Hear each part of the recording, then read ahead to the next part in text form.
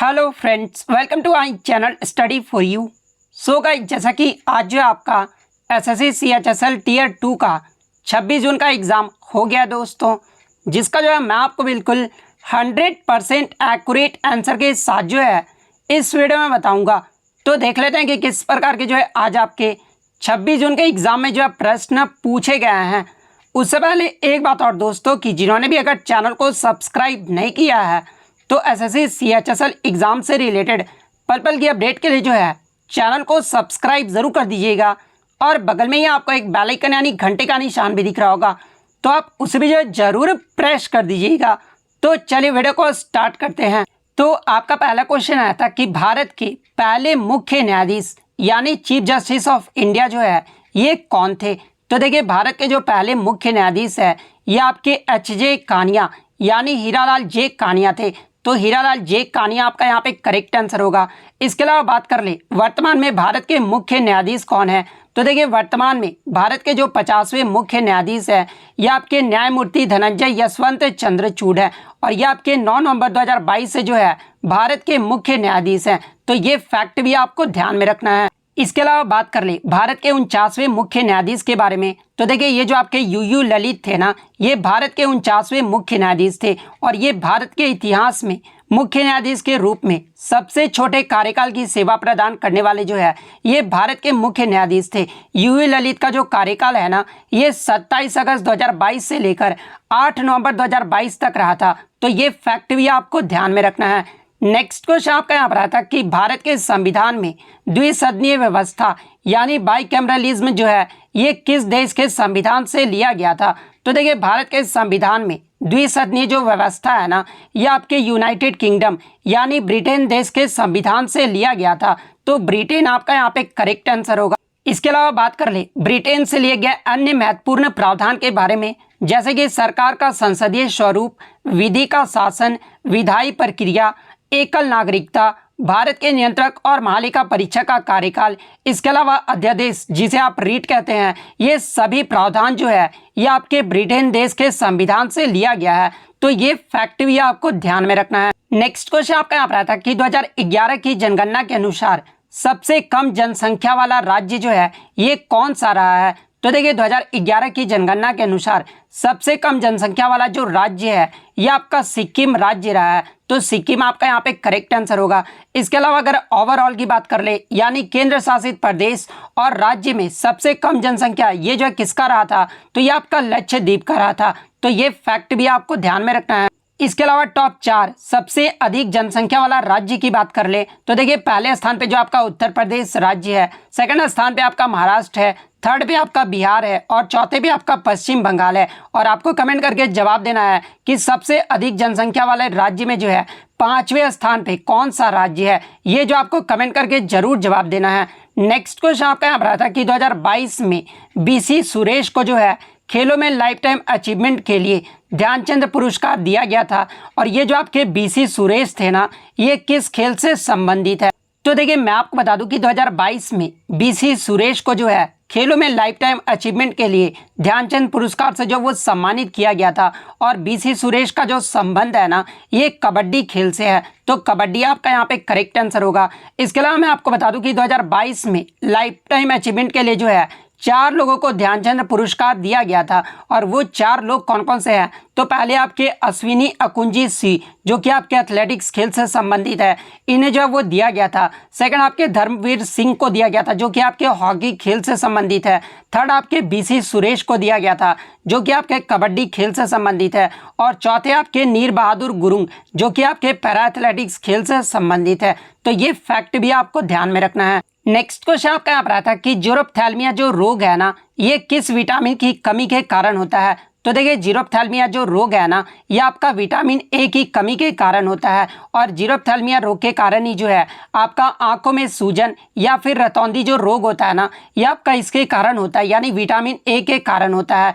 इसके अलावा बात कर रहे विटामिन ए की रासायनिक नाम पूछा जाता है एग्जाम में। तो देखिए, विटामिन ए का जो रासायनिक नाम है ना वो रेटिनॉल होता है। तो ये फैक्ट भी आपको ध्यान में रखना है। नेक्स्ट क्वेश्चन आपका यहाँ पर आता है कि सीजीएस पद्धति में चुंबकीय क्षेत्र की तीव्रता का जो है मात्रक पूछा गया था, यानी मैग्नेटिक फील्ड इंटेंसिटी का जो है सीजीएस पद्धति में जो है आपका ऐसा ही मात्रक पूछा गया था। तो देखिए मैग्नेटिक फील्ड इंटेंसिटी का सीजीएस पद्धति में जो आपका यूनिट होता है ना, वो आपका गॉस होता है, और गॉस को जो है आपका ऑस्टेड भी जो है वो कहा जाता है। तो गॉस आपका यहाँ पे करेक्ट आंसर होगा। और देखिए मैं आपको बता दूं कि यूनिट में आपका एक सीजीएस पद्धति होता है और एक आपका एसआई पद्धति होता है। तो देखिए एसआई पद्धति में चुंबकीय क्षेत्र की तीव्रता यानी मैग्नेटिक फील्ड इंटेंसिटी का जो एसआई यूनिट है ना, ये आपका वेबर पर मीटर स्क्वायर या फिर टेस्ला होता है। तो ये फैक्ट भी आपको ध्यान में रखना है। नेक्स्ट क्वेश्चन आपका यहाँ पर आता है कि इनमें से कौन सा बैंक 1974 में जो है भारत में पहली सूक्ष्म वित्त संस्था यानी माइक्रो फाइनेंस इंस्टीट्यूशन के रूप में जो है स्थापित किया गया था। तो देखिए सेवा बैंक को जो है 1974 में भारत में पहला माइक्रो फाइनेंस इंस्टीट्यूशन के रूप में जो है स्थापित किया गया था। तो सेवा आपका यहाँ पे करेक्ट आंसर होगा।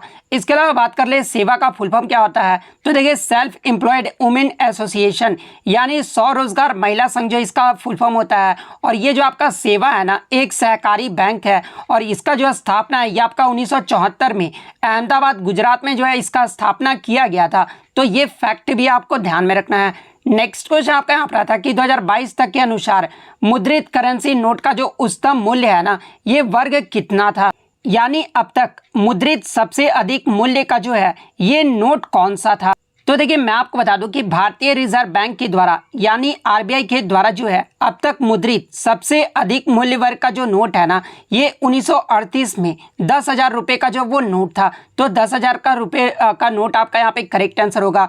इसके अलावा मैं आपको बता दूं कि यह जो आपका 10,000 रुपये का जो नोट था ना, इसे जनवरी 1946 में जो है वो बंद कर दिया गया था और फिर से 1954 में जो है इसे पेश किया गया था और फिर 10,000 नोट को जो है ये आपका 1978 में जो है फिर से बंद कर दिया गया था। तो ये फैक्ट भी आपको ध्यान में रखना है। नेक्स्ट क्वेश्चन आपका यहाँ रहा था कि दयानंद सरस्वती से संबंधित आपके जो स्टेटमेंट बेस्ड प्रश्न पूछे गए थे।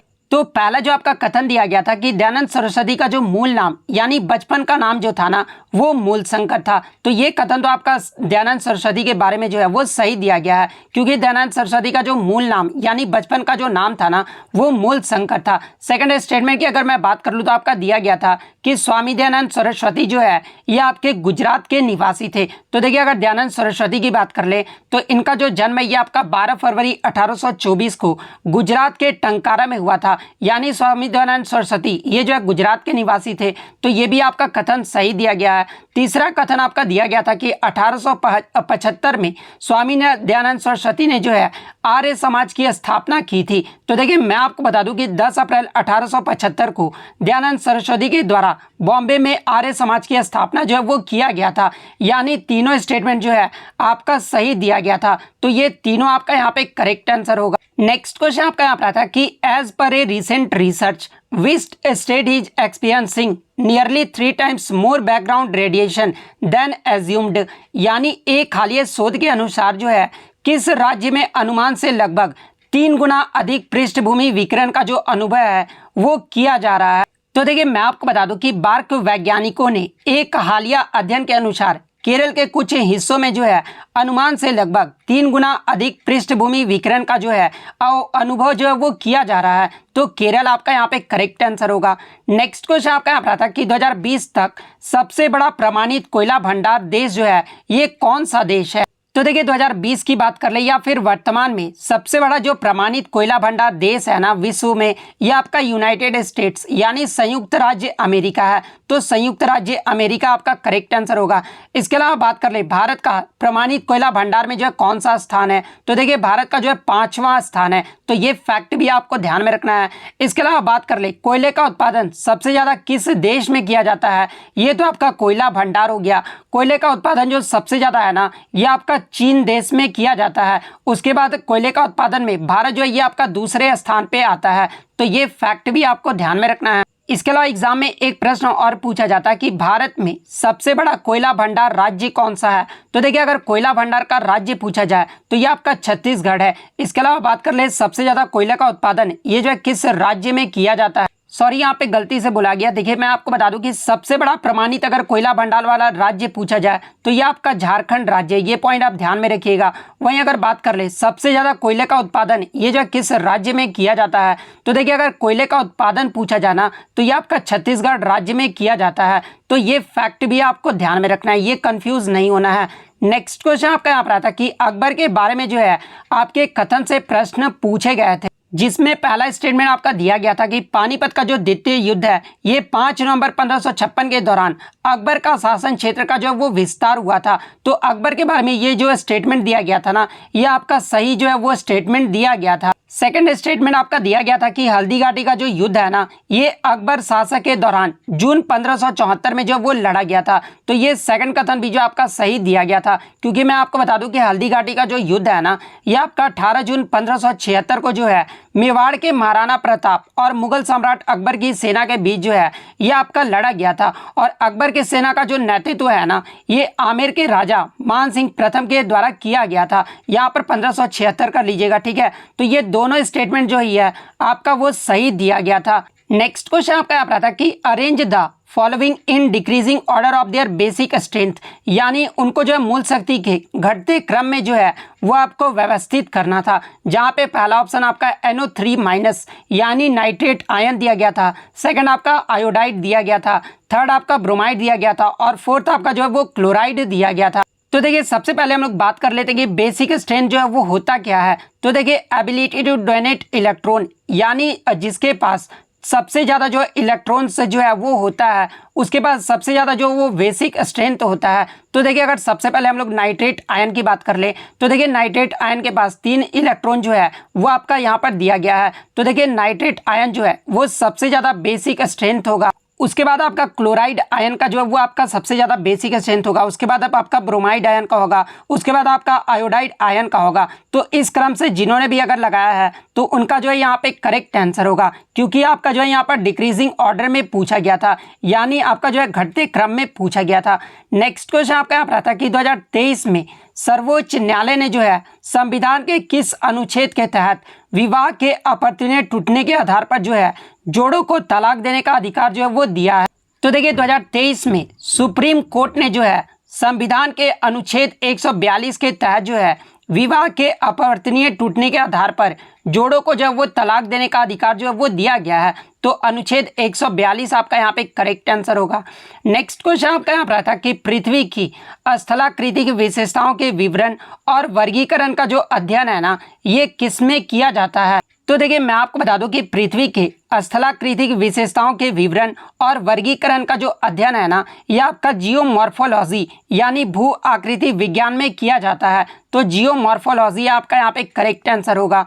नेक्स्ट क्वेश्चन आपका यहाँ पर आता कि पर्वत के ऊंचाई जो है आपका दिया गया था, एक तरफ आपका पर्वत दिया गया था और एक तरफ जो आपके उसके ऊंचाई को जो है वो आपको मिलान करना था। तो पहला जो ऑप्शन है वो आपका कामेट पर्वत दिया गया था। तो देखिए अगर कामेट पर्वत की बात कर ले तो ये आपके भारत के उत्तराखंड के गढ़वाल क्षेत्र में नंदा देवी के बाद जो है ये दूसरा सबसे ऊंचा पर्वत है। यानी नंदा देवी जो पर्वत है ये आपका कहाँ पर है, तो ये आपका उत्तराखंड में है, जो कि आपका उत्तराखंड का सबसे ऊंचा पर्वत है। और ये जो आपका कामेट पर्वत है ये आपका दूसरा सबसे ऊंचा पर्वत है। इसके अलावा ये जो आपका कामेट पर्वत है ना, ये उत्तराखंड के चमोली जिले में स्थित है। और कामेट पर्वत की अगर हाइट की बात कर ले तो देखिए कामेट पर्वत का जो ऊंचाई है ना वो आपका 7,756 मीटर है। तो कामेट पर्वत में जो है आपका 7,756 मीटर जो है वो सही मिलान होगा। सेकंड आपका कंचनजंगा पर्वत दिया गया था। तो देखिए अगर कंचनजंगा की बात कर ले तो ये आपका विश्व का तीसरा सबसे ऊंचा पर्वत चोटी है और ये सिक्किम के उत्तर पश्चिम भाग में जो है नेपाल की सीमा पर स्थित है। और कंचनजंगा पर्वत की अगर हाइट की बात कर ले तो देखिए कंचनजंगा पर्वत का जो समुद्र तल से हाइट है ना वो 8,586 मीटर है। तो कंचनजंगा वाले में जो है 8,586 मीटर आपका सही मिलान होगा। थर्ड आपका नंदा देवी पर्वत दिया गया था। तो ये जो नंदा देवी पर्वत है ये उत्तराखंड का सबसे ऊंचा पर्वत है और इसके अगर हाइट की बात कर ले तो नंदा देवी पर्वत का जो हाइट है ना वो आपका 7,816 मीटर है। तो नंदा देवी पर्वत में आपका जो सही मिलान होगा ना वो 7,816 मीटर होगा। फोर्थ ऑप्शन जो है आपका K2, यानी K2 को जो है आपका गॉडविन ऑस्टिन भी कहा जाता है। और देखिए K2 जो है ये विश्व का दूसरा सर्वोच्च जो है वो पर्वत शिखर है। और K2 की अगर हाइट की बात कर ले तो देखिए K2 का जो हाइट है ना वो 8611 मीटर है। तो K2 वाले में जो है 8611 मीटर जिन्होंने भी मिलान किया है उनका यहाँ पे सही आंसर होगा। तो इस तरह से जिन्होंने भी मिलान किया होगा उनका यहाँ पे करेक्ट आंसर होगा। नेक्स्ट क्वेश्चन आपका यहाँ पर था कि इनमें से कौन सा कथन जो है वो सही दिया गया है। जहाँ पे जो आपका दो कथन जो है वो दिए गए थे। जहाँ पे पहला आपका कथन दिया गया था कि माल्टोज जो है ये आपका लार में उपस्थित होता है और शर्करा माल्टोज को जो है ये ग्लूकोज में विघटित करता है। सेकंड स्टेटमेंट की अगर मैं बात कर लूँ तो लार में एमाइलेज मौजूद एंजाइम स्टार्च को जो वो सरल शर्करा में जो है वो बदल देता है। तो देखिए अगर पहले स्टेटमेंट की बात कर ले तो माल्टेज लार में उपस्थित होता है और शर्करा माल्टोज को ग्लूकोज में विघटित करता है। तो कहीं ना कहीं मुझे ये लग रहा है कि ये कथन जो आपका गलत दिया गया है। सेकंड स्टेटमेंट की ओर अगर मैं आगे बढ़ूं तो लार में आपका एमाइलेज एंजाइम जो वो मौजूद रहता है। तो देखिए एमाइलेज एंजाइम को जो है वो आपका टाइलिन भी कहा जाता है, यानी लार में जो आपका एमाइलेज एंजाइम जो है वो मौजूद रहता है। तो ये तो आपका सही है। और ये जो आपका स्टार्च को जो है वो सरल शर्करा में जो है वो बदल देता है। तो ये कथन तो आपका सही दिया गया है। तो ऑप्शन बी जिन्होंने भी लगाया होगा उनका यहाँ पे करेक्ट आंसर होगा। नेक्स्ट क्वेश्चन आपका एक बायोलॉजी से आया था कि जंतु का वर्गीकरण को उनके जंतु से जो वो मिलान करना था, यानी एक तरफ जो है जंतु का वर्गीकरण का नाम दिया गया था और एक तरफ जो आपका जंतु का नाम दिया गया था जिसमें जो आपको वो मिलान करना था। तो पहला जो आपका जंतु का वर्गीकरण का जो नाम दिया गया था वो आपको आर्थ्रोपोडा दिया गया। तो देखिए अगर आर्थ्रोपोडा संघ की बात कर ले तो ये जो आपका एनिमेलिया जगत का सबसे बड़ा संघ होता है और आपके आर्थ्रोपोडा संघ में जो आपके कीट जो है वो होते हैं। और अगर आर्थ्रोपोडा के उदाहरण की बात कर ले तो देखिए आर्थ्रोपोडा संघ के अंतर्गत आपके मच्छर, लिमुलस, झींगा, तितली ये सब जो जीव जंतु है ना ये आपके आर्थ्रोपोडा संघ के अंतर्गत आ जाते हैं। तो इनमें से आपका जो भी ऑप्शन में दिया गया होगा वो आपका करेक्ट आंसर होगा। सेकंड ऑप्शन में जो आपका निडेरिया दिया गया था तो देखिए निडेरिया को जो वो आपका सिलेंट्रा भी कहा जाता है और निडेरिया के अंतर्गत ऑप्शन में आपका जेली फिश दिया गया था। तो देखिए ये जो आपका जेली फिश है ना ये आपके निडेरिया संघ का जो है वो जंतु है। तो निडेरिया वाले में जेली फिश जिन्होंने भी मिलान किया है उनका यहाँ पे करेक्ट आंसर होगा। थर्ड जो है आपका पोरीफेरा संघ दिया गया था। तो देखिए पोरीफेरा संघ में जो है आपके स्पंज, साइकन और मायोनिया ये सब जो आपके जीव जंतु आ जाते हैं। तो आपके ऑप्शन में जो है स्पंज दिया गया था। तो देखिए पोरीफेरा संघ में स्पंज जिन्होंने भी मिलान किया है उनका यहाँ पे करेक्ट आंसर होगा। फोर्थ आपका मोलस्का संघ दिया गया था। तो देखिए मोलस्का संघ के अंतर्गत जो है आपके घोंगे यानी स्नेल्स, सीप यानी मसल्स, इसके अलावा समुद्र फेनी ये सब जो जीव जंतु है ना ये आपके मोलस्का संघ के अंतर्गत आ जाते हैं। तो इनमें से जो भी ऑप्शन में दिया गया होगा वो आपका करेक्ट आंसर होगा। नेक्स्ट क्वेश्चन आपका यहाँ पर आता है कि which element have the same number of valence electron as caesium, यानी इनमें से किस तत्व का जो वैलेंस इलेक्ट्रॉन है ना वो सीजियम के बराबर होता है। तो देखिए अगर सीजियम तत्व की बात कर ले तो सीजियम का जो आपका एटॉमिक नंबर यानी परमाणु संख्या जो वो आपका 55 होता है और सीजियम का इलेक्ट्रॉनिक कॉन्फ़िगरेशन यानी इलेक्ट्रॉनिक विन्यास की बात कर ले तो इसका 2 8 18 18 8 1 होता है। यानी जो आपका इलेक्ट्रॉनिक कॉन्फ़िगरेशन में अगर हम देख सकते हैं कि आपका जो है वैलेंस इलेक्ट्रॉन इनमें कितना है। तो देखिए सीजियम का जो वैलेंस इलेक्ट्रॉन होता है ना वो आपका 1 होता है। तो यानी आपका सीजियम का जो वैलेंस इलेक्ट्रॉन है वो आपका 1 होता है। तो सीजियम के समान कौन होता है? तो देखिए ये जो आपका पोटेशियम है ना जिसका परमाणु क्रमांक जो है वो आपका 19 होता है और इसका भी जो वैलेंस इलेक्ट्रॉन है ना वो आपका 1 होता है। तो ऑप्शन में आपका पोटेशियम दिया गया था। तो पोटेशियम आपका यहाँ पे करेक्ट आंसर होगा। इसके अलावा बात कर ले पोटेशियम का सिंबल क्या होता है तो ये आपका के होता है। तो ये फैक्ट भी आपको ध्यान में रखना है। तो ये सारे प्रश्न जो है एग्जैक्टली मुझे मिले थे बच्चों के द्वारा जो कि 100% रियल और ऑथेंटिक है। तो अगर वीडियो अच्छी लगी हो तो वीडियो को जो है लाइक ज़रूर कर दीजिएगा और इसी तरह एसएससी का किसी भी एग्जाम का रियल एनालिसिस पाने के लिए जो है चैनल को सब्सक्राइब ज़रूर कर दीजिएगा। तो मिलते हैं नेक्स्ट वीडियो, तब तक thank you, all the best.